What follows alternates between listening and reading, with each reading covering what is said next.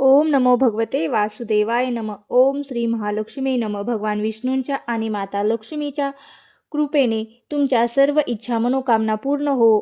नमस्कार मंडळी, आज आपण पाहणार आहोत अधिक मासाचा 24वा दिवस आहे. तर आज आपण बघणार आहोत श्री अधिक मास महात्म्य अध्याय 24वा. हा अध्याय पठण केल्यामुळे किंवा श्रवण केल्यामुळे आपल्या आयुष्यातील दुःख, दारिद्र्य, गरिबी दूर होते. आपल्या घरामध्ये सुख, शांती, समृद्धी येते. त्यामुळे व्हिडिओ स्किप न करता शेवटपर्यंत नक्की ऐका. आणि चॅनलवरती नवीन असाल तर चॅनलला नक्की लाईक करा, शेअर करा आणि चॅनलवरती सबस्क्राईब देखील करून ठेवा. आणि कमेंट बॉक्समध्ये ओम नमो भगवते वासुदेवाय नम किंवा ओम श्री महालक्ष्मी नम लिहायला विसरू नका, जेणेकरून आपल्याला देखील भगवान विष्णूंचा आणि माता लक्ष्मीचा आशीर्वाद नक्कीच प्राप्त होईल. श्री अधिक मास महात्म्य अध्याय 24वा. श्री गणेशाय नमः. ओंकार स्वरूपी श्री विनायक, जो का असे भक्त पालक, प्रिय जासी असे मोदक न मिला तो गणपती. शारदा देवी विद्या देती काव्य प्रतिभा, ती फुलविती कल्पनेचे पंख, देती शब्द पाखरा. विहारा सद्गुरु पाठीस उभे राहती, चालतो पुढे मनती अडखळता पाऊल देती अधारतो. कृपेचा त्यानीच चालवित लेखनी, एक एक अध्याय घेतला लिहिणी अधिक मासाची महती. त्याने लिहिली मज हस्ते त्या मनग्रीवने, उग्र देवासनेने प्रेमे आपल्या घरास, उभय पत्नी सेवा खास करीती, देव मानुनी ऋषीनी विचारता त्या मनग्रीव सांगे. पूर्ववृत्तांत मने मी चमत्कार नगरीत, राहत होता आनंदे चारित्र्यवान मी धनसंपदा. परोपकारी होते माझे मन, मी तर नाही चांगुलपण करीतसे कालक्रमना, अचानक फिरली मदी त्यात लागली कुसंगती, आयुष्याची झाली माती. स्वधर्म मी त्यागता दुर्बुद्धीने मला घेरले, मद्यपान प्रिय झाले परस्त्री केले जाळे. कैसे चोर्य कर्माशी राजा आणि स्वकी, यांनी केले शिक्षा हे टाळणी, सर्वांनी दिले हकलुनी, मला नगराबाहेर आधार कुणाचाच नाही. उरला तेव्हा आलो या मनाला, येथी एकच मार्ग उरला, चरितार्थ कारणे पशुहत्या वाट मारी. करुणी हुमी हो पोट भरी, दारिद्र्य आणि उपवास मारी. आली आमच्या वाट्याला मी अगधम पापी, वनवाशी न कळे कोणते पुण्य गाठीशी, म्हणून तुम्ही भेटला आम्हाशी आज बहुभाग्यानी. आता पत्नी समवेत शरण आलो तुम्हा प्रत बाधोनी, ते मज प्रत करा कल्याण आमचे मार्ग दावा. आम्हास सोपाचेने शालन, होय पापा तारक होई, माय बापा करुणात ती येई बोलत दिनवचने.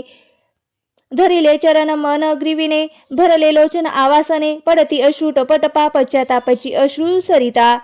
ऋषी मनांचे चरणी पडता, दया उपजली त्याचे चित्ता, देती धीर तयास म्हणती आता झाले.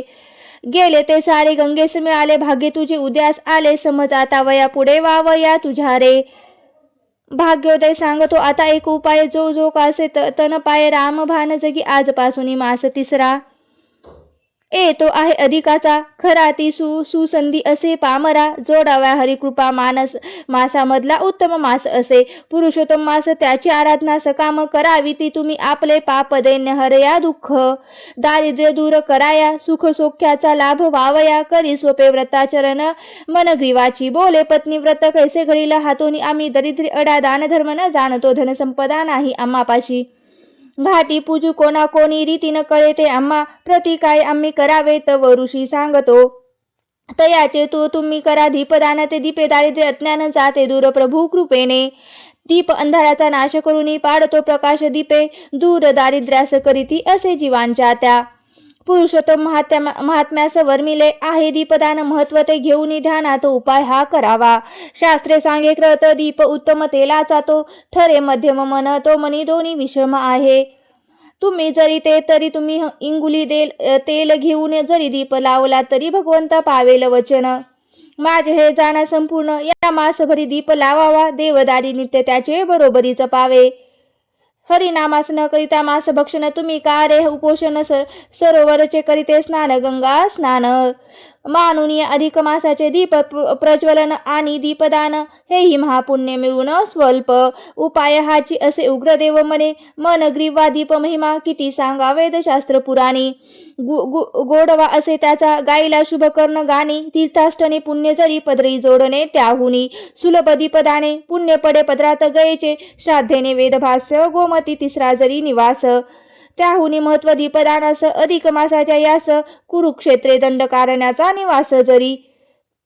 पुण्याचा त्याहुनी महिमा दीपदानाचा थोर तोची जाणावया कारणेस मी तुम्ही प्रती दीपपूजेची उपासनात ती सांगितली दारिद्र्य नासक्ती आहे सौख्य प्राप्तीस ही दीपपूजा दीपदान सोबत हरिचिंतन कराया तो हरी संतोषुनी करिले तुमचे कल्याण इतके सांगून दाम्पत्यास उग्रदेव करी गमनास काशी प्रयाग तीर्थास जाता झाला सत्वरी उग्रदेवास वे काही अंतरी मणिग्रीव जाई प्रेमे भरी चरण वंदुनिया मागरे आपण आपल्या घरास पत्नी मने मणिग्रीवाला काही पुण्य ते पदराला म्हणून उद्धारक भेटला आपल्यासी ऋषी रूपे बोलता बोलता मास दोन सहज केले ते निघून आला पुरुषोत्तम मास छान केली तयाची तयानी पहिले दिनी सरोवरी स्नान करून धूत वासरे परिधान करी स्वच्छ वस्त्रे घरास येऊन केले दीप प्रज्वलन स्नान फुलाने सुशोभित मृतिकेचा दीप मंडित इंगुली तेल त्यात वात फाटक्या वस्त्राची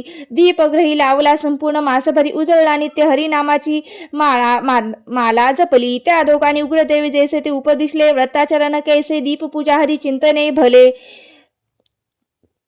जोडले पुण्य पद्रास नेले तोषला श्रीहरी अंती धावली इंद्रपुरी सुख भोगुनी मागारी क्षत्रिय कुलात जन्मले राजा मणिग्रीव गतजन्मीचा तो तू पुत्र वीर भाऊचा चंद्रकला पुनर्जन्म पत्नीचा असे मनग्रीवाच्या भाग्यवंत तुम्ही गतजन्मीचे पदरी पुण्य दीप पूजेचे म्हणून या जन्मी सोक्याचे झालेच भोगते उभयता येत परिचित्र भाऊचा इतिहास सांगून गतजन्मीचा शुभ आशीर्वाद देत भाग्याचा अगस्ती गेले निघून त्यात भ्रमद नारद पुराणाचा दीप पूजा दान महतीचा अध्याय अधिक मास महात्म्याचा पुन्हा इथे झाला असे अरुण विनवणी करी खास स्वीकारा प्राकृत रचनेचा 24वा अध्याय हरिचरण प्रेम भावे समर्पितो. आता आपल्याला हा अध्यायाचा मराठी भावार्थ जाणून घ्यायचा आहे. तत्पूर्वी काय करायचं आहे तर तुम्ही चॅनलवरती नवीन असाल तर चॅनलला सबस्क्राईब करून घ्यायचं आहे आणि जेणेकरून तुम्हाला असेच नवनवीन व्हिडिओ पाहता येतील. आणि हा व्हिडिओ तुम्ही कुठून बघत आहात तेही मला नक्की सांगा आणि कमेंट बॉक्समध्ये ओम नमो भगवते वासुदेवाय नमः लिहायला विसरू नका. श्री अधिक मास महात्म्य अध्याय 24वा दीपदानाचं महत्व. त्या दिवशी मनग्रीवाने आदराने आपल्या घरी आलेल्या उग्रदेवाने त्याची ती दैनी अवस्था त्यांना सांगितली. सारा इतिहास त्यांना सांगितला आणि त्याने तो इतिहास जाणून घेतला. तेव्हा त्यांना त्या पापापासून मुक्त होण्यासाठी काहीतरी उपाय सांग असे ऋषींना त्यांनी विनंती केली आणि ऋषींनी त्यांना त्या पापातून मुक्त होण्यासाठी त्यांची दया आली आणि त्यांना क्षणभर डोळे मिटले आणि कसलासा विचार न केला आणि मग त्या दोघांना देत ते म्हणाले, बा मी तुम्हा ग्रीव हे बघ, आजपासून बरोबर 3रा जो महिना येणार आहे तो महिना असणार आहे अधिक मासाचा. यालाच आपण पुरुषोत्तम मास असे म्हणतो.